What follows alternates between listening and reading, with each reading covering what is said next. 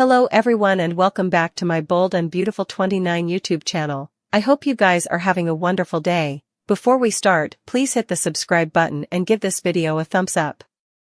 Carter Walton to face off with Ridge Forrester.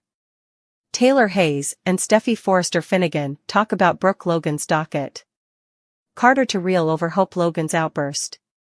Carter allowed. He could be open and honest with Hope. So, Carter opened up about what was really chivying him and confessed that the preemption felt wrong.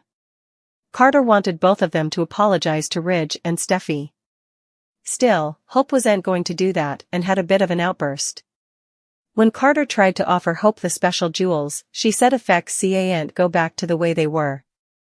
Also, she ran out. When Ridge entered the office at Forrester Creations, Hope had left Carter with blood on his hand literally. After Hope left, Ridge saw Carter.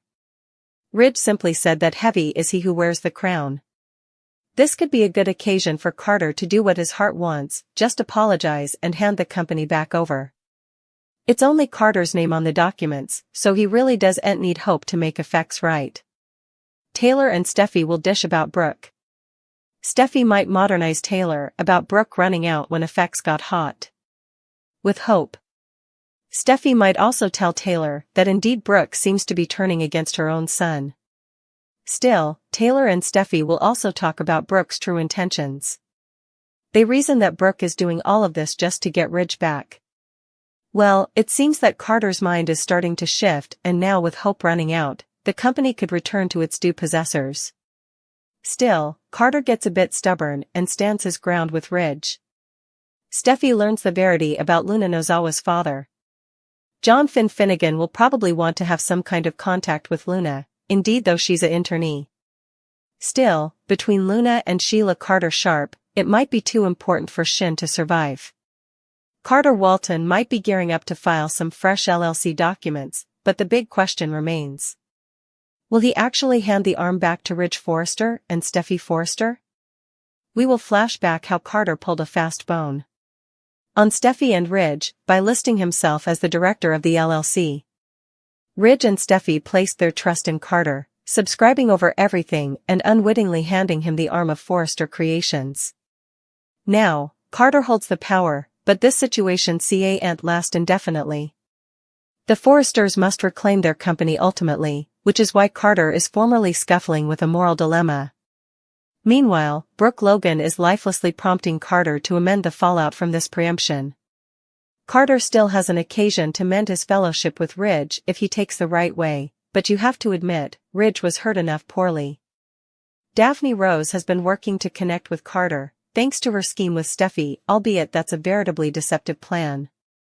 With the mounting pressure on Carter, he might eventually give in and help restore the Forrester heritage. In the most recent occasion he was having regrets.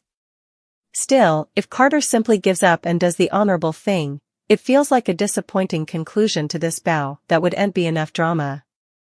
It would have been far more thrilling if Justin Barber had stepped in to help the Forresters in contriving a bold legal plan to reclaim their company. Numerous observers are likely eager to see this story reach its conclusion, no matter how it unfolds, because it's been a drag in some people's opinions, as well as unrealistic. Maybe the specifics of the ending are less important than simply getting there.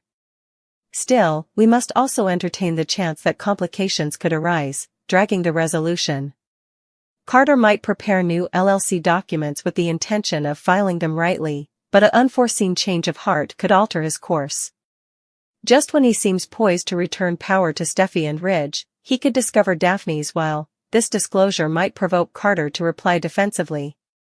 One thing that could get him to change course snappily, feeling tricked or not, is if his relationship with Hope Logan was in peril. In February 14th's occasion, it was. Carter was honest with Hope about his regrets and guilt hurting Ridge the way that he did and colluding dishonestly. But just as he was going to give her an important Valentine's Day gift, rather of being probative, she felt it was rejection and left. As the occasion ended, Carter appeared to injure his win, breaking a ruby choker and cutting his hand. Ridge was standing at the door and ready to talk. A whole lot of alternate guessing as Team Carter launched the new line and Finn plotted with his secret. Hope and Steffi's feud escalated as Hope continued to push Steffi's buttons, egging Steffi to give her a piece of her mind. Pressures burned, and the enmity between the two women reached new heights. Meanwhile, at the Forrester manse, Ridge and Taylor spent Valentine's Day together, participating romantic moments. Eric joined them, eager to watch the jewelry line drop on his tablet. Steffi and Daphne Rose arrived, and the group bandied Carter's current dilemma, hoping he'd come to his senses soon. On the other side of city, Finn plotted with a dilemma. The weight of Luna's secret and Steffi's history of treason visited him. Realizing that Steffi merited to know the verity, he eventually decided that he'd to tell her. Overwhelmed with emotion, he called Steffi, told her he loved her, and reminded her that they demanded to talk. Over in the design room, Brooke tried to reason with Carter, reminding him that Forrester Creations eventually belonged to Ridge and Eric. Still, Carter was unmoved, pointing out that the Forresters had tried to push Hope out. Brooke remained loyal, shifting the discussion to Valentine's Day and admitting that neither of them had the man they loved by their side. Soon, the rest of the platoon joined them.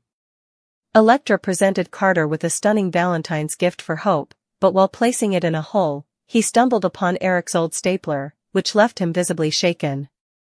Meanwhile, Will praised Elektra's gradational rise to success, along with Zen's, though Elektra herself didn't feel as enthusiastic. Carter was also impressed as the orders started pouring in.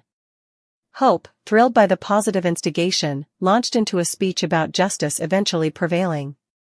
Her joy was intruded when Charlie arrived with a grand bouquet of flowers from the international office. Elektra also entered a congratulatory textbook from Ridge for both her and Ivy, which incontinently dampened the celebratory mood. Hope, seeing Carter's shift in address, requested a private moment with him. Carter admitted that Forrester Creations no longer felt the same without Eric, Stephanie, and Ridge. Hope prompted him to set his guilt away, but Carter interpreted the moment else, seeing it as an occasion to make amends. Hope was stunned when Carter suggested they go to Ridge and Eric and apologize. She adamantly refused, unintentional to supplicate remission from the family that had tried to cheapen her. But Carter had reached his breaking point. Destroyed with guilt, he decided he couldn't continue betraying his closest musketeers. A hysterical Hope stormed out in frustration. Left alone, Carter opened the choker he'd made for Hope and exfoliated his own gashes. In a fit of emotion, he punched his office while holding the pendant, cutting himself in the process. Just also, Ridge walked by and observed, "Heavy is the head that wears the crown, huh, Carter, talk about timing." Back at Forrester Creations, Will sweetly blessed Elektra a teddy bear and flowers for Valentine's Day, earning himself a kiss in return. Meanwhile, Katie, Brooke, and Zen gathered in the design room to bandy Carter's melancholy mood despite the successful launch, ignorant of the storm brewing beneath the face. Steffi and Finn are at the Sandhouse celebrating their anniversary. She tells him how important she loves him and wants him to feel comfortable to say whatever he needs to tell her. That being said, she needs to go to the office and check on her parents so they can talk laterally. With that, she exits. Left alone, Finn continues to wonder how in the world he's going to tell Steffi she's now Luna's mammy.